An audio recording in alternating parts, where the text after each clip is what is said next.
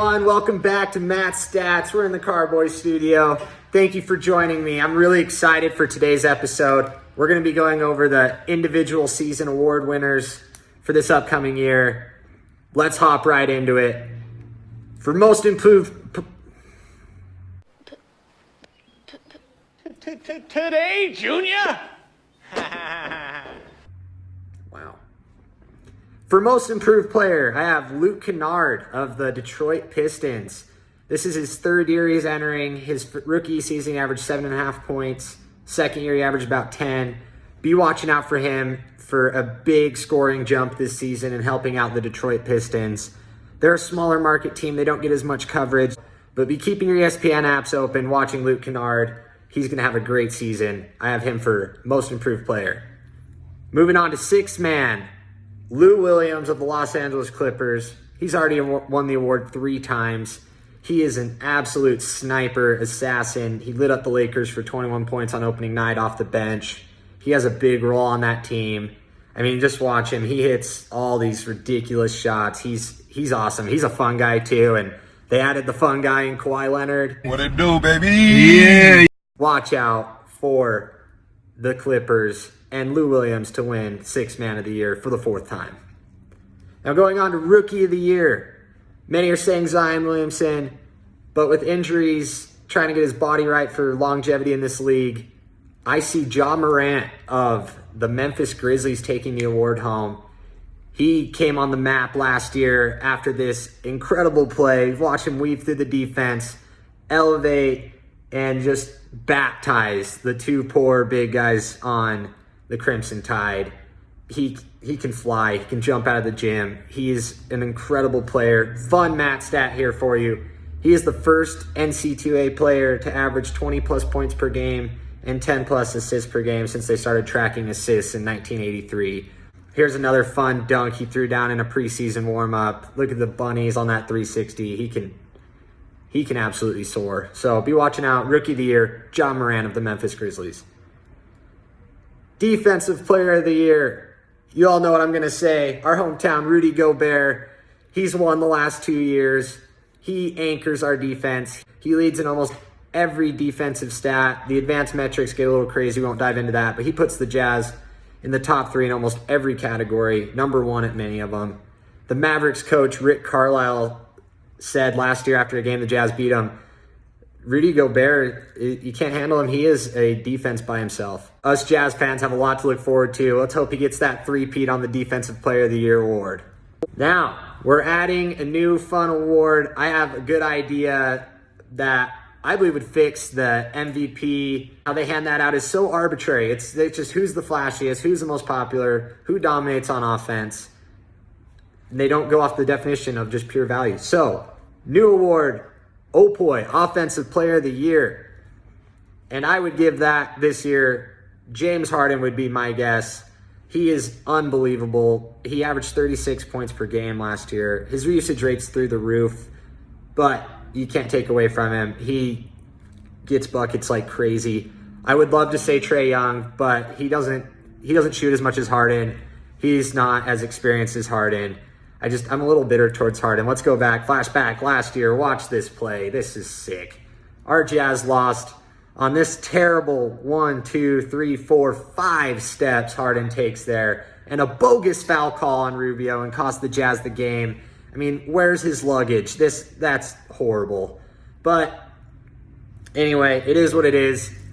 They let him travel. So when they do, he is a dominant force. He would be the Offensive Player of the Year. It just makes sense. We have a Defensive Player of the Year. Why don't we have an Offensive Player of the Year? Because it seems like the best offensive player just wins MVP every single year. So I think it could fix the discrepancies of how they hand out the MVP. All right, now moving on to MVP.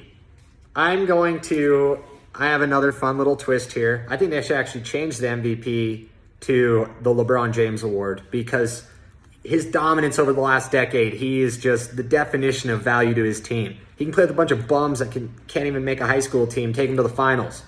And he's done it many times. We're going to go through since the last 11 seasons, since 2009. Quick rundown. I know everyone, Matt, you're crazy, you're ridiculous. I know, but let's do it. It's fun. 2009, LeBron won MVP. 2010, LeBron won MVP as he should have. 2011, NBA, we don't want to give it to LeBron 3 times in a row. Let's give it to Derrick Rose. Despite Derrick Rose averaging less points, they had the same amount of assists, less rebounds than LeBron. LeBron shot a better field goal percentage. And side note that's important, I think the MVP should be handed out to the player that dominates throughout the entire season, including playoffs. I know people are going to be like, oh, it's a regular season award. Yeah, it is. But if it was up to me, I'd go full season. It makes it more fun. You're not going to give MVP to a guy that leads his team to 30 wins, doesn't make the playoffs. That was the first robbery. 2012, LeBron won again. 2013, LeBron won again. 2014, NBA again. We don't want to give it to LeBron 3 times in a row. Let's give it to Kevin Durant because he scored the most points. But LeBron's team made the finals. Kevin Durant's didn't. LeBron brought more value to his team. I would have given it to LeBron again, 2014, and that would be 6 straight. He is just the definition of MVP. When his team has him, they're amazing. When they don't, they stink. But let's go. 2015, Steph Curry won his first MVP. Even though LeBron had more points, same amount of assists, more rebounds. They played each other in the finals.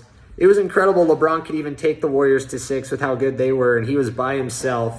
And LeBron, side note, again, he got robbed of finals MVP in that series. He led in every statistical category.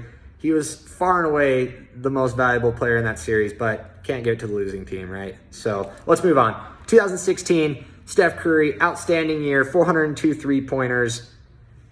But if they had an Opoy, the Offensive Player of the Year award, they could have given him the Offensive Player of the Year and LeBron MVP. And then when you consider the playoffs and finals, LeBron came back in an epic finals, beat the Warriors down 3-1, won in Game 7 at Oracle with the best block in NBA history.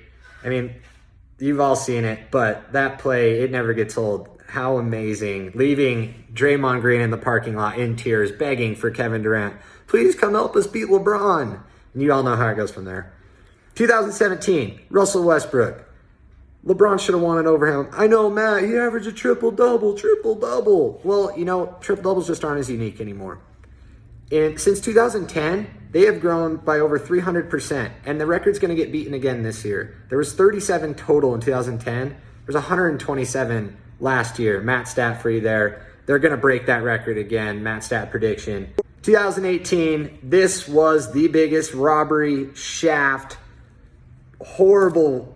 They should not have Colin Cowherd's one of my favorites, and he said they need to go to Houston, steal the MVP trophy out of Harden's house, and go take it to Brentwood and give it to LeBron because he got shafted. Look at this. These stats right here. LeBron literally beats him in every single category. Games played, points, assists, rebounds, triple-doubles, minutes, everything. When LeBron's gone, they can't beat a junior high team. When Harden was gone, his team had a winning record. Again, there you go. Harden won because of his offensive flashiness, and he was great. But if he had an Opoy, he would have won it there that year. LeBron would have been MVP. Finally, last season was a bit whack. For LeBron, he missed 27 games. His team was the 3 seed when he got hurt. And without him, they couldn't even make the playoffs. It just shows LeBron's value and dominance. The Greek Freak had a great year last year. Led his team to 60-plus wins. He deserved it. So this year, after all that LeBron rant, Matt, yeah, you're going to say LeBron? I'm actually not. I am going with Steph Curry to come back, have an outrageously ridiculous year. Steph Curry is going to erupt. He doesn't have KD. The last 2 seasons he played without Kevin Durant, he won the MVPs. He doesn't have Klay, so there's so many more shots available. I mean, just watch him. He is unreal. He hits the craziest shots. He's going to be a show this year, and I hope he hits 500 threes. It'd be great. Those are my awards for this season. Run through one more time. You can see it here. Most improved, Luke Kennard of the Pistons. 6-man, Lou Williams for the 4th time. Rookie of the Year, Ja Morant out of Memphis. Defensive player, our very own Rudy Gobert. And finally, MVP, Steph Curry. Thank you so much for joining the show today, guys. I really appreciate it. And another episode of Matt Stats. We'll catch you next time. Thank you.